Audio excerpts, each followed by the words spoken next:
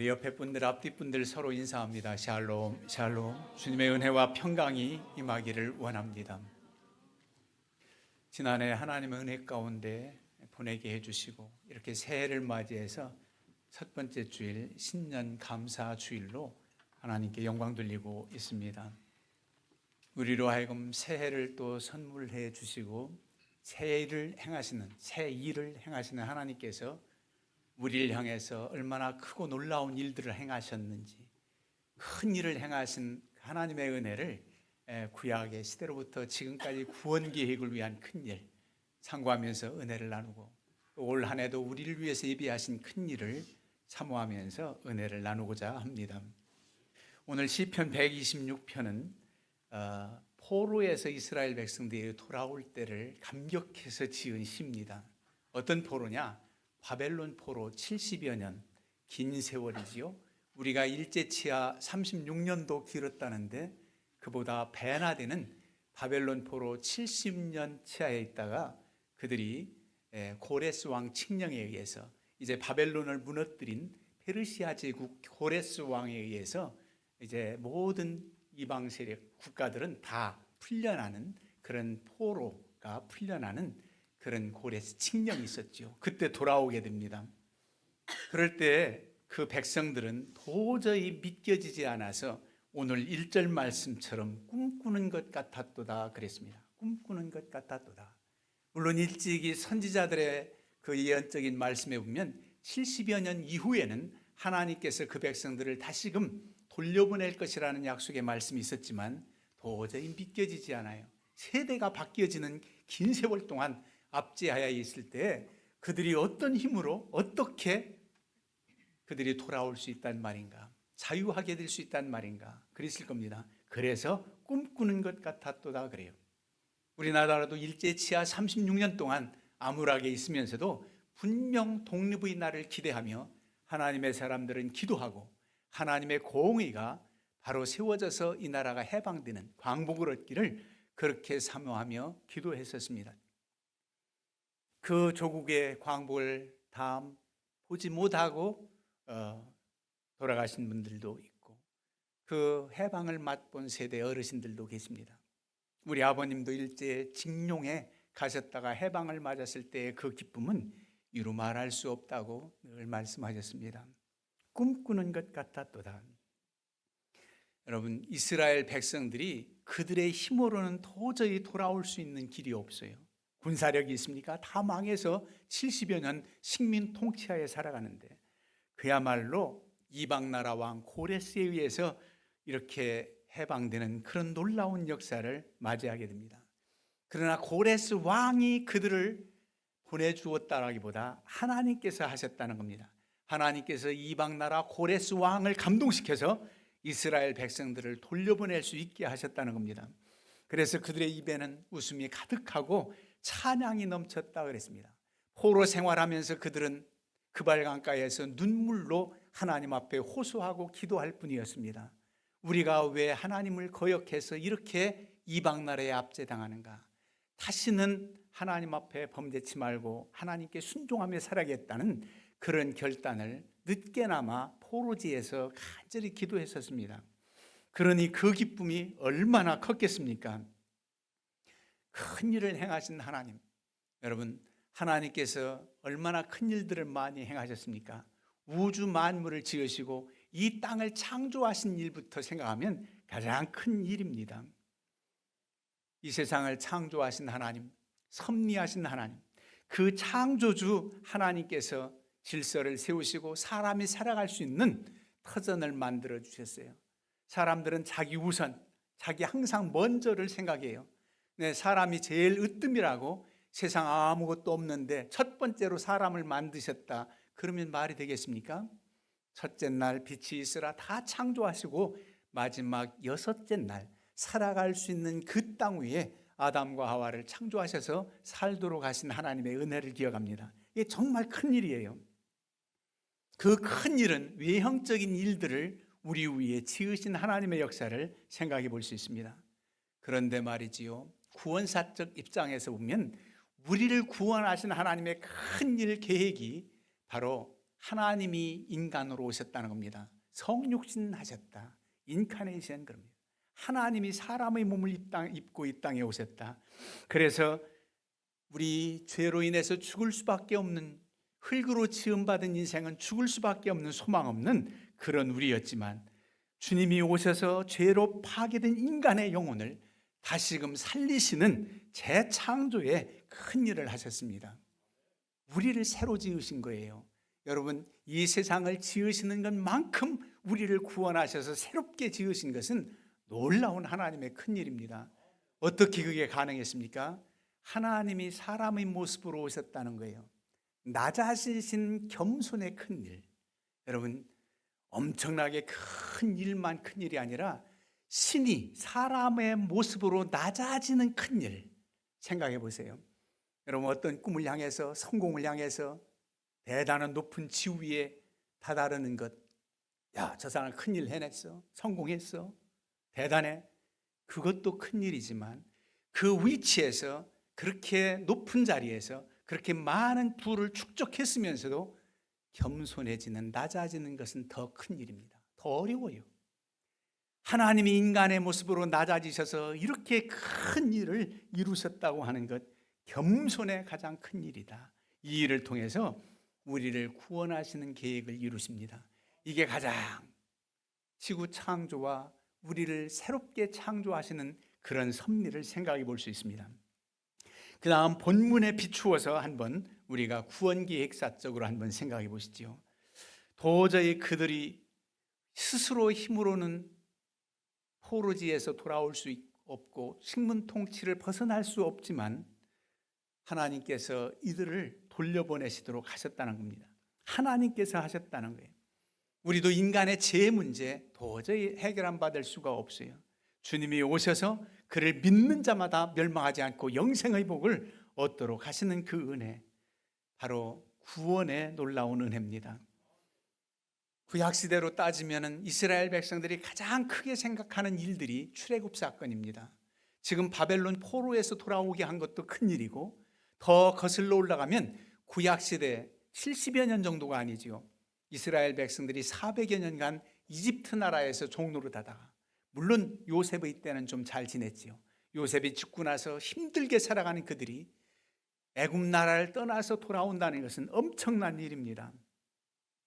벌써 홍해바다가 앞을 가로막고 뒤에는 애굽 군사가 쳐들어오는 진퇴양난의 길을 한번 생각해 보세요. 그들의 힘으로는 도저히 더 나아갈 수가 없습니다.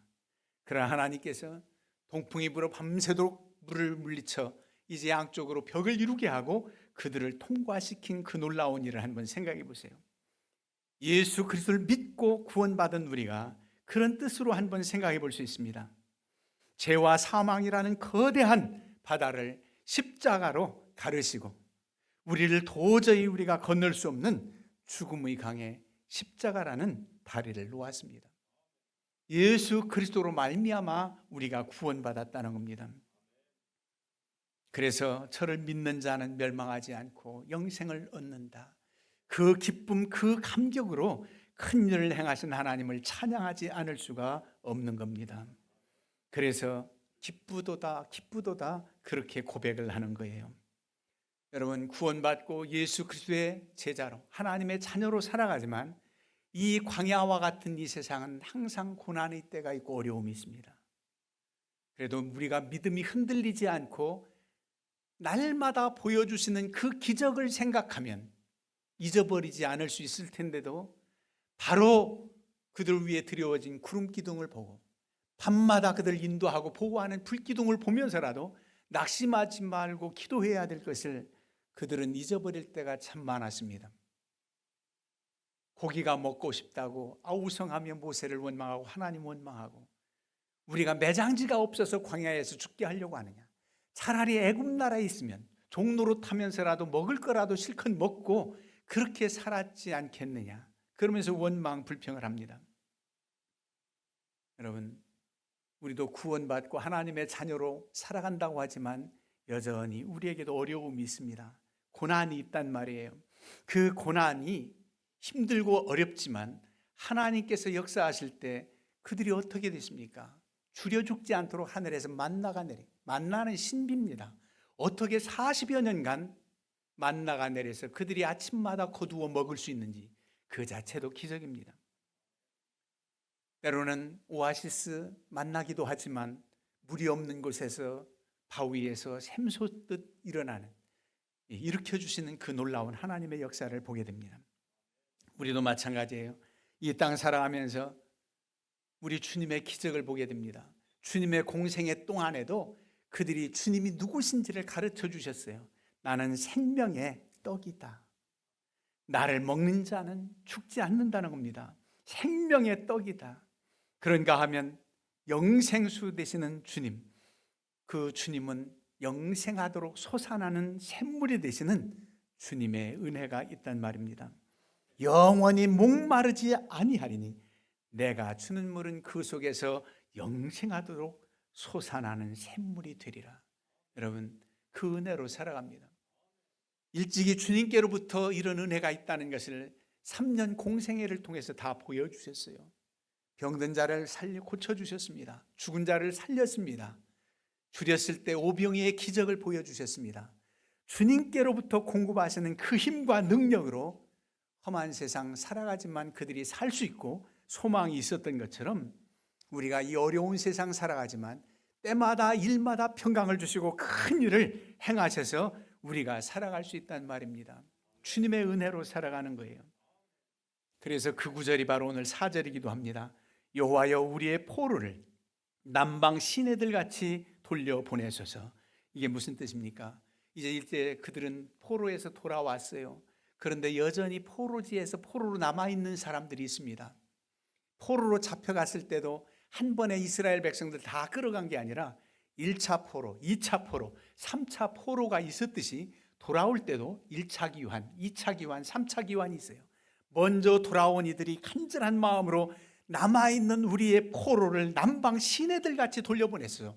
남방 시내는 이스라엘 나라로 말하면 남쪽의 네게부 사막입니다. 아주 척박한 땅이에요. 비가 내려야 그야말로 와디라고 하죠. 간헐천이지만 시원한 물이 흐르는 그때 그 시냇물처럼 이 백성들을 돌려보내소서. 그런 기도 제목입니다. 여러분, 주의 자녀로 이 세상 살아가지만 여전히 우리는 기도 제목이 있습니다. 해가 바뀌었다고 해서 지난해 고민, 지난해 문제가 바로 해결되는 것도 아닙니다.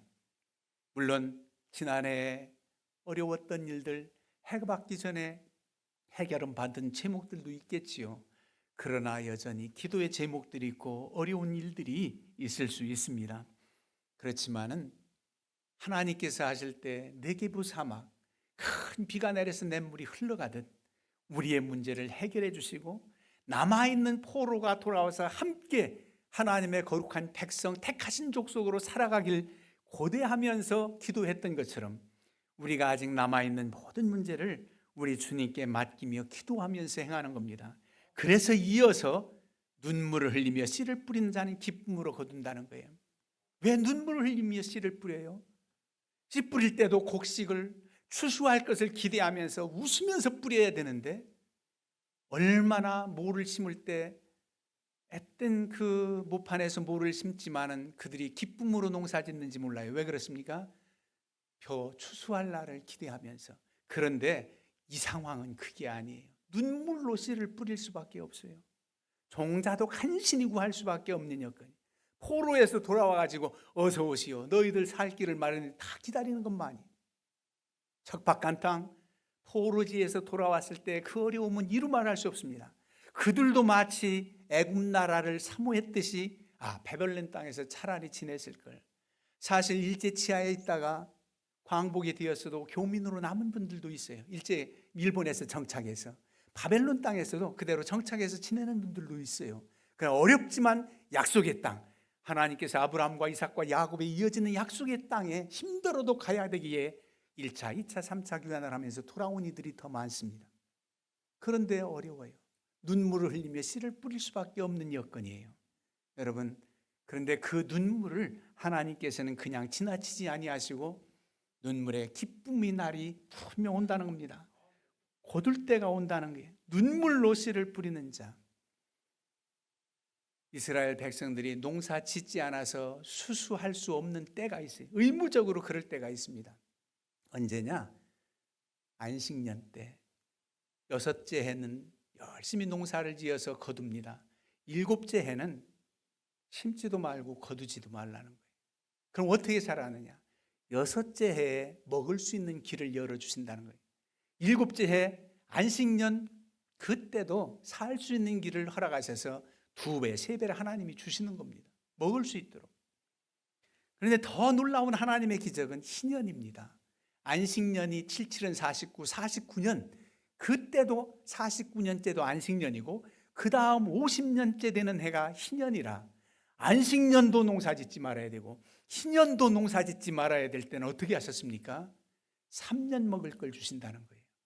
그렇게 하나님께서 역사하셨는데 그러나 지금 이 순간은 어려워요. 돌아와서 농사 짓고 기다리는 시간이 참 힘듭니다. 그렇지만 눈물로 씨를 뿌리는 자는 기쁨으로 분명 단을 거둔다는 확신을 가지고 그들이 뿌리러 나간다는 겁니다. 여러분, 우리도 마찬가지예요. 눈물로 씨를 뿌린다는 것은 눈물로 하나님 앞에 기도하며 살아가는 겁니다. 우리의 남은 문제, 우리의 모든 숙제와 같은 것들, 그 모든 것들 해결해 주실 날이 분명 있다는 사실을 믿고 우리가 기도하는 겁니다. 여전히 지난해의 기도 제목이 올해도 새해가 되었어도 올해는 다 응답될 겁니다. 이렇게 선포하지 않아도 여러분 하나님이 함께 하십니다. 하나님이 함께 하신다는 사실만 믿으면 돼요. 그래서 그 하나님께서 우리에게 힘주셔서 분명 눈물로 씨를 뿌리는 자가 기쁨으로 단을 거둘 수 있듯이 주님의 생애를 보아도 그래요. 주님께서 마지막 과업을 이루시기 위해서 그냥 웃으며 기도하신 게 아니에요. 겟세마네 동산에서 눈물을 흘리며 기도하는데 그 눈물이 핏방울 같았더라 그랬어요. 그때 사랑하는 제자들은 다 잠만 잡니다. 주님 마지막 눈물의 기도 순간에 그런 그 기도가 헛됐습니까? 실패했습니까? 아니요. 잠만 자도 이제 그들을 기대하십니다. 얼마나 주님의 길을 걷고 십자가 길을 걷고 다 순교됐습니까? 사도 요한만 자연사했다고 하고 다 순교된 열매를 맺었습니다. 눈물의 십자가 지기 전에 기도함으로 그 육신을 입고 오신 예수님이 그걸 다 이겨내고 저 알지 못하는 죄인들을 위해서 기도할 수 있는 승리가 있었던 겁니다. 주님의 눈물의 기도처럼 우리도 눈물 흘리며 우리의 모든 문제를 주님께 맡기고 힘쓰고 애쓸 때 분명 기쁨으로 단을 거둘 날이 있다는 겁니다. 죄와 사망의 그늘에서 우리를 해방시켜 주시고 힘들고 어렵지만 주님이 함께 하셔서 기적을 보게 하시고 그리고 여전히 남아있는 문제도 해결해 주실 주님, 우리를 위해서 큰 일을 계획하시고 그 일을 잘 감당하도록 우리에게 힘주십니다. 그러나 여러분들이 간절히 기도할 것은 눈물을 흘리며 씨를 뿌리듯 기도의 단을 쌓고 그리고 여러분들에게 주신 사명 기쁨으로 잘 감당해서 주님께 영광 돌리고 또 문제 해결함 받고 하나님이 하신 큰 일이 증거되어서 어떻게 행하십니까? 문나라 가운데서 말하기를 여호와께서 그들을 위하여 큰 일을 행하셨다. 이방인들 다른 이들이 벌써 하나님이 당신들을 위해서 큰 일을 행하셨군요. 차타가 얘기하는 날이 온다는 겁니다. 여러분 하나님을 믿고 의지하는 여러분들의 승리를 다른 사람들이 알게 되고 칭송하면서 그들도 돌아올 날이 있을 줄로 믿습니다. 이 시간 솔리스트 앙상블 하나님께 영광 돌리겠습니다.